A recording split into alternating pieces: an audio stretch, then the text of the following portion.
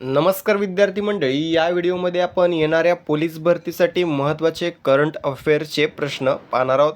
सर्व प्रश्न अतिशय महत्त्वाचे असल्यामुळे व्हिडिओ शेवटपर्यंत पाहायचा आहे. चला तर प्रश्नांना सुरुवात करूया. हे प्रश्न आपण प्रश्न उत्तर स्वरूपामध्ये पाहणार आहोत. ठीक आहे, चला सुरुवात करूया. या ठिकाणी प्रश्न पहिला आहे बघा. दितवाह चक्रीवादळामुळे कोणत्या देशाने आणीबाणी जाहीर केली? कोणत्या देशाने केलेली आहे? तर दितवाह चक्रीवादळामुळे श्रीलंका या देशाने आणीबाणी जाहीर केलेली आहे. त्यानंतर प्रश्न आहे, श्रीलंका देशाला मदत करण्यासाठी भारतातर्फे कोणते ऑपरेशन राबवण्यात आले? कोणते ऑपरेशन राबवण्यात आले?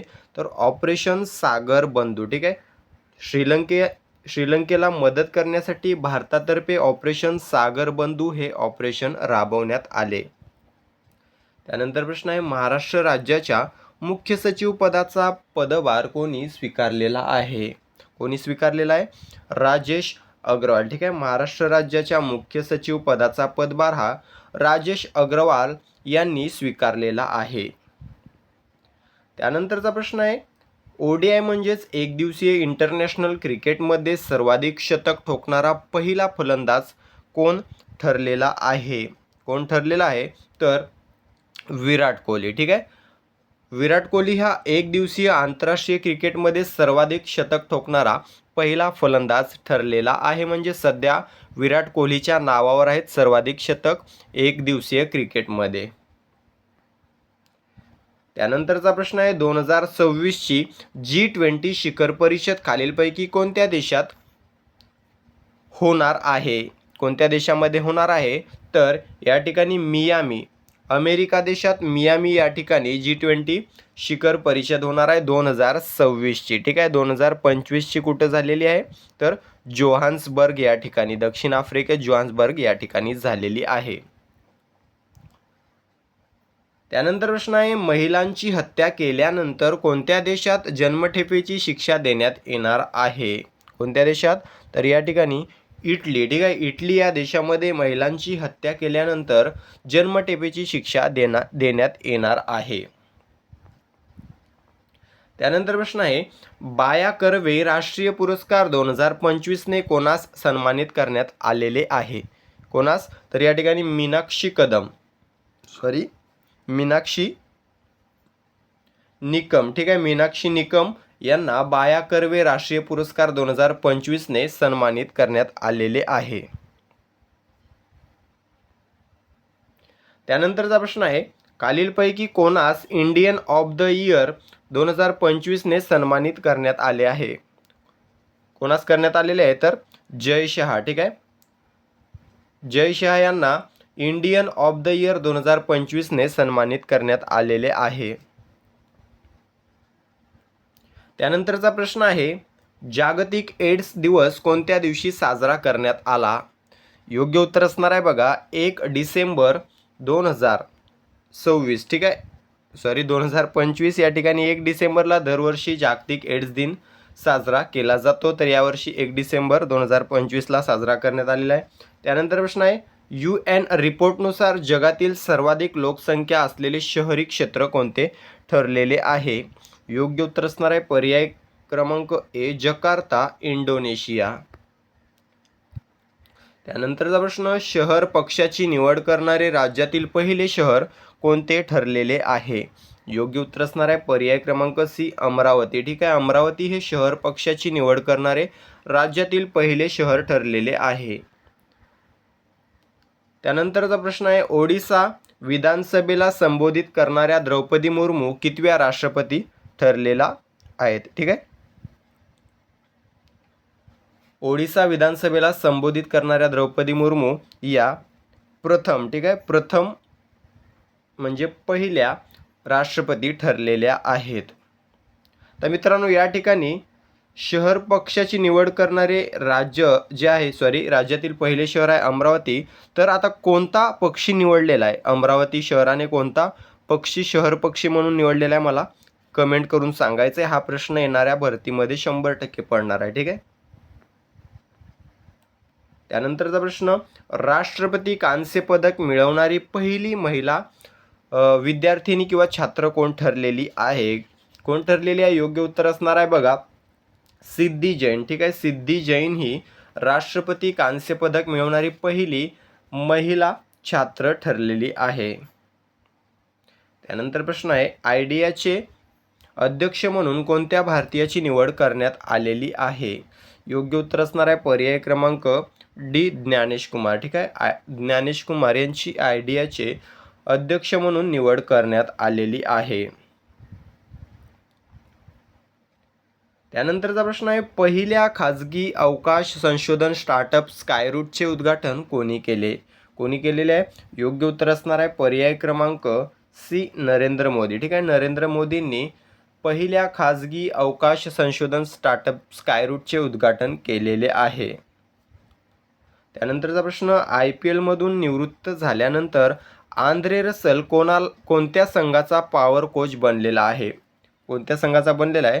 Kolkata night riders. Option D उत्तर असणार आहे KKR, ठीक आहे. KKRचा पॉवर कोच बनलेला आहे. आंद्रे रसल याच संघाकडून खेळायचा, ठीक आहे. हा खेळाडू आहे बघा वेस्ट इंडिज या टीमचा, तो KKR साठी खेळायचा आणि यावर्षी त्याने IPL मधून निवृत्ती घेतलेली आहे आणि पॉवर कोच बनलेला आहे IPLचा KKR संघाचा. त्यानंतर प्रश्न आहे बघा, तुकडोजी महाराज नागपूर विद्यापीठाच्या पहिल्या महिला कुलगुरू कोण बनलेल्या आहेत? कोण बनलेले आहेत? तर डॉक्टर मनाली मकरंद क्षीरसागर, ठीक आहे. डॉक्टर मनाली मकरंद क्षीरसागर या तुकडोजी महाराज नागपूर विद्यापीठाच्या पहिल्या महिला कुलगुरू बनलेल्या आहेत. त्यानंतरचा प्रश्न आहे, डिजिटल अरेस्ट घोटाळ्यांच्या प्रकरणांची चौकशी कोणत्या विभागाकडे सोपवण्यात आलेली आहे? योग्य उत्तर असणार आहे बघा केंद्रीय अन्वेषण विभाग म्हणजेच CBI, ठीक आहे. डिजिटल अरेस्ट घोटाळ्यांच्या प्रकरणांची चौकशी आता CBI कडे सोपवण्यात आलेली आहे. त्यानंतरचा प्रश्न आहे, केंद्र सरकारने पंतप्रधान कार्यालय म्हणजेच PMOचे नाव बदलून काय ठेवलेले आहे? नवीन नाव काय असणार आहे? तर सेवातीर्थ, ठीक आहे. आता पंतप्रधान कार्यालयाचं नवीन नाव असणार आहे सेवातीर्थ. 101% हा प्रश्न पडतोय पोलीस भरती, ठीक आहे. त्यानंतरचा प्रश्न, टॉप 100 शस्त्र निर्मिती कंपन्यांमध्ये भारतातील कोणत्या कंपनीचा समावेश झालेला आहे? तर या ठिकाणी वरीलपैकी सर्व हे उत्तर असणार आहे मित्रांनो. टॉप 100 शस्त्र निर्मिती कंपन्यांमध्ये भारतातील Hindustan Aeronautics Limited, Mazagon Dockyard Limited, Bharat Electronics Limited या तिन्ही कंपन्यांचा समावेश झालेला आहे, ठीक आहे. वरीलपैकी सर्व हे उत्तर असणार आहे. त्यानंतरचा प्रश्न आहे, 17 वर्षाखालील फिफा विश्वकप 2025चा विजेता संघ कोण ठरलेला आहे? कोण ठरलेला आहे? तर या ठिकाणी पोर्तुगाल, ठीक आहे. पोर्तुगाल हा 17 वर्षाखालील फिफा विश्वकप 2025चा विजेता ठरलेला आहे, पोर्तुगाल. त्यानंतर प्रश्न आहे, स्वदेशी बनावटीची INS तारागिरी ही युद्धनौका कोणी विकसित केलेली आहे? कोणी विकसित केलेली आहे? तर माझगाव डॉक शिपबिल्डर्स लिमिटेड, ठीक आहे. माझगाव डॉक शिपबिल्डर्स लिमिटेडने स्वदेशी बनावटीची INS तारागिरी ही युद्धनौका विकसित केलेली आहे.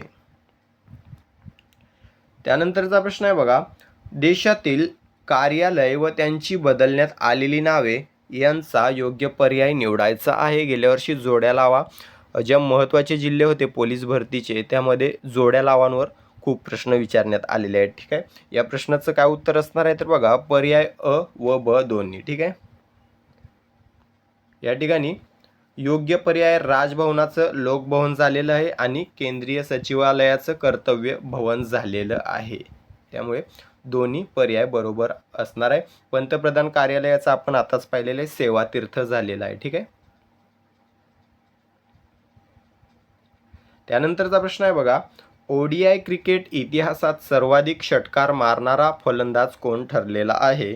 कोण ठरलेला आहे? तर रोहित शर्मा. रोहित शर्मा हा एक दिवसीय क्रिकेट इतिहासात सर्वाधिक षटकार मारणारा फलंदाज ठरलेला आहे.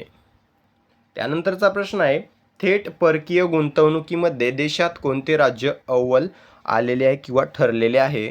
तर याचं उत्तर असणार आहे आपला महाराष्ट्र, ठीक आहे. आपला महाराष्ट्र थेट परकीय गुंतवणुकीमध्ये देशात पहिल्या क्रमांकावर आहे, ठीक आहे. फॉरेन डायरेक्ट इन्व्हेस्टमेंट FDI असं म्हटलं जातं. याच्यामध्ये आपला महाराष्ट्र पहिल्या क्रमांकावर आहे. दुसऱ्या क्रमांकावर आहे कर्नाटक, ठीक आहे. पुढील प्रश्न आहे WHO रिपोर्टनुसार HIV संक्रमण कोणत्या देशात सर्वात वेगाने वाढलेले आहे? या प्रश्नाचं उत्तर असणार आहे पाकिस्तान. ठीक आहे, पाकिस्तानमध्ये HIV म्हणजे एड्सचं संक्रमण खूप वेगानं वाढलेलं आहे आणि हा देश वाटते या ठिकाणी एड्स या रोगाने नाहीसा होणार आहे आणि झालाच पाहिजे तसं. त्यानंतरचा प्रश्न आहे बघा, महाराष्ट्र राज्याच्या पोलीस महासंचालकपदी कोणाची निवड करण्यात आलेली आहे? महाराष्ट्र राज्याच्या पोलीस महासंचालकपदी या ठिकाणी सदानंद दाते यांची निवड करण्यात आलेली आहे. आता महासंचालक कोण आहेत? सदानंद दाते. हा सोपा प्रश्न आहे, पण हा पण बऱ्याच जिल्ह्यामध्ये तुम्हाला पाहायला मिळणार आहे. त्यानंतर प्रश्न आहे, भारतातील सर्वात लांब काचेचा स्कायवॉक कोणत्या ठिकाणी खुला झालेला आहे? कोणत्या ठिकाणी झालेला आहे? तर विशाखापट्टणम. हा देखील प्रश्न 100% पडणार आहे. ठीक आहे, विशाखापट्टणम आंध्र प्रदेश या ठिकाणी भारतातील सर्वात लांब काचेचा स्कायवॉक पर्यटकांसाठी खुला झालेला आहे. ठीक आहे,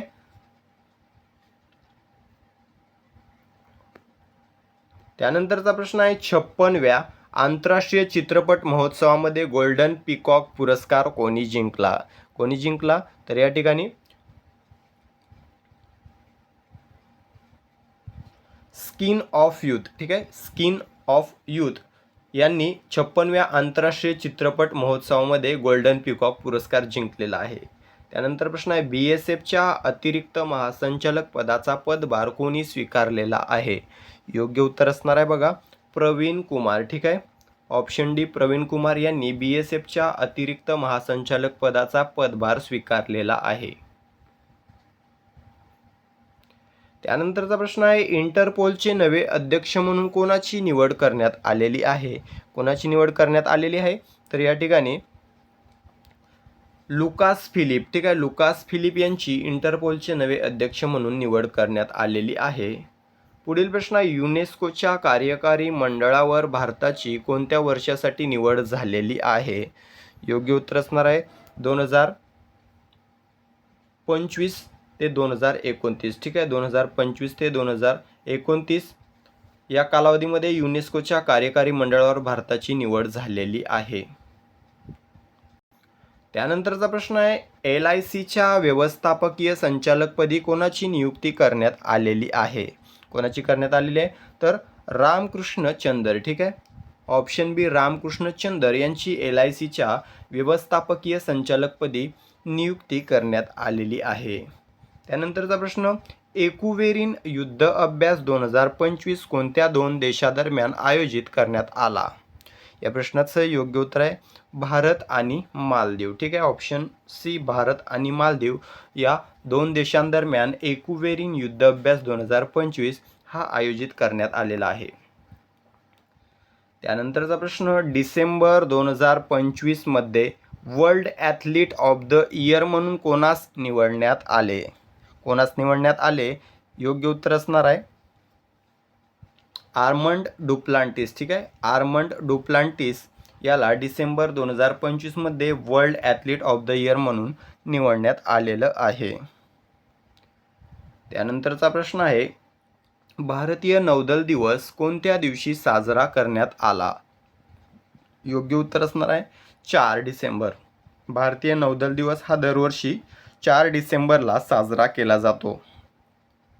त्यानंतर प्रश्न आहे, 56वा आंतरराष्ट्रीय चित्रपट महोत्सव 2025चे आयोजन कोठे करण्यात आलेले आहे? योग्य उत्तर असणार आहे पणजी. ठीक आहे, गोव्यामधील पणजी या ठिकाणी 56व्या आंतरराष्ट्रीय चित्रपट महोत्सवाचं आयोजन करण्यात आलेलं आहे. त्यानंतरचा प्रश्न आहे, वर्ल्ड स्किल्स आशिया कॉम्पिटिशन 2025 मध्ये भारताचे स्थान कितवे आहे? योग्य उत्तर असणार आहे बघा ऑप्शन डी 8वे. ठीक आहे, वर्ल्ड स्किल्स आशिया कॉम्पिटिशन 2025 मध्ये भारताचं स्थान आहे 8वं. त्यानंतर प्रश्न आहे, ISSF world championship rifle pistol 2025 मध्ये भारताने किती पदके जिंकली? किती जिंकलेली आहेत? तर 13 पदके. ठीक आहे, 13 पदके जिंकलेली आहेत, ऑप्शन ए. त्यानंतरचा प्रश्न आहे, व्हेन इट ऑल बेगन हे पुस्तक खालीलपैकी कोणी लिहिलेले आहे? कोणी लिहिलेले आहे? तर